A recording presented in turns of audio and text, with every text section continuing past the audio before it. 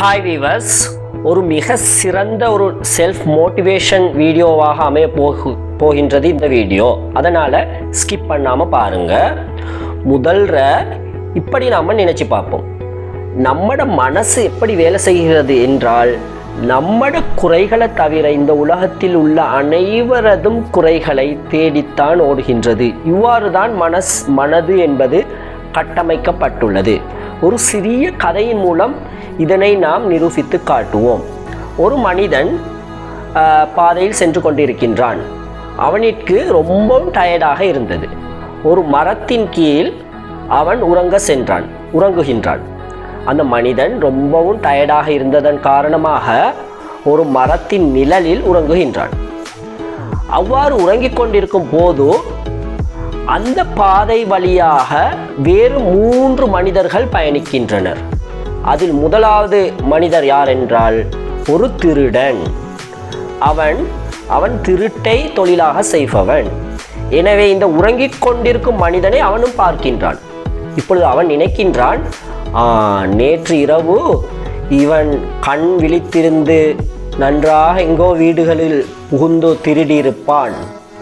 அதனால் தான் இப்பொழுது நன்றாக கண் அயர்ந்து தூங்குகின்றான். இவன் நேற்று இரவு எங்கோ திருடி இருக்கின்றான். அதனால் இப்பொழுது டயர்டாக உணர்ந்து இந்த மரத்தின் கீழ் சென்று உறங்குகின்றான். அதுதான் காரணம் என்று அந்த திருடன், உண்மையான திருடன் நினைத்து கொண்டு சென்றான்.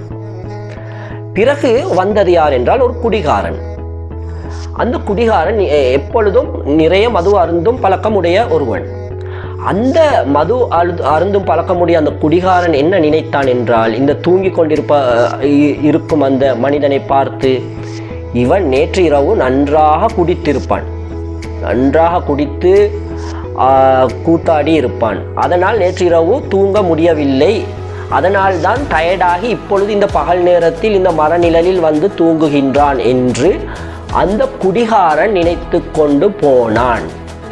கடைசியாக வந்தது ஒரு யோகி. யோகி என்றால் நன்றாக வாழ்க்கையை மற்றவர்களுக்காகவே வாழும் ஒருவர். அவர் தியானம் செய்து, அடுத்தது தியான பயிற்சிகள் போன்ற பயிற்சிகளை செய்து, யோகா செய்து, அவ்வாறு செய்கிறாரோ இல்லையோ, மற்றவர்களுக்காக தன்னலமற்று வாழும் ஒருவருக்கு ஒரு தியாகி, ஒரு யோகி என்று நாம் சொல்லலாம். அவ்வாறான ஒரு நல்ல மனிதர் போனார்.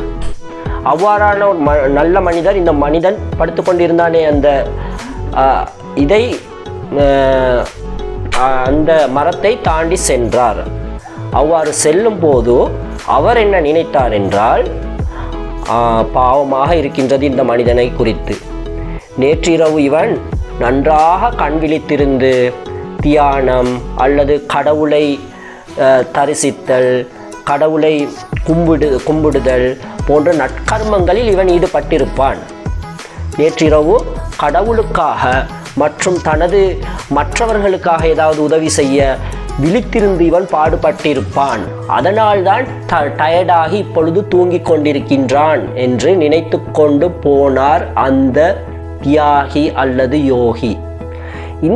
இந்த கதையிலிருந்து, இந்த ஒரே கதையிலிருந்து எமக்கு என்ன புரிகின்றது என்றால், நாம் பெரும்பாலும் எவ்வாறு இருக்கின்றோமோ, எவ்வாறு சிந்திக்கின்றோமோ, அவ்வாறு தான் மற்ற மனிதர் குறித்தும் நாம் பார்ப்போம் என்பது. பெரும்பாலும் இது உண்மை. 100க்கு 100 என்று கூற முடியாது. அட்லீஸ்ட் 100க்கு 50% இது உண்மையாகத்தான் இருக்கும். ஆகவே அடுத்தவர்களை பற்றி நாம் எப்பொழுதும் தவறான விடயங்களையே, உண்மையில் அவர் தவறு செய்யலாம். தவறு செய்தால் ஏதாவது அந்த தவறு செய்யும் மனிதரை எம்மால் முடிந்தால் திருத்த நாம் முயல வேண்டும். அதற்கான நடவடிக்கைகளை எடுக்க வேண்டும். அவ்வாறு இல்லாமல் புறங்கூறிக்கொண்டு அடுத்த மனிதர்களிடம் அவரை பற்றி இல்லாததையும் பொல்லாததையும் சொல்லிக்கொண்டு அந்த பழக்கம் எமக்குள் இருந்தால் நாமும் அதே தவறிற்கு பழக்கப்பட்டுள்ளோம் அல்லது அதே தவறுக்கு ஆசைப்படுகின்றோம் என்ற அர்த்தம். ஏனென்றால் அதே ஒரு விடயத்தை ஒருவரது தவறை பற்றி, ஒருவரது பிழையான கர்மங்களை பற்றியே எமது மனது சிந்திக்கின்றது என்றால் எமது ஆழ்மனசில் அதற்கான ஆசை உண்டு என்று அர்த்தம். ஐயோ, நான் அதனை செய்ய மாட்டேன் என்று நாம் கூறலாம்.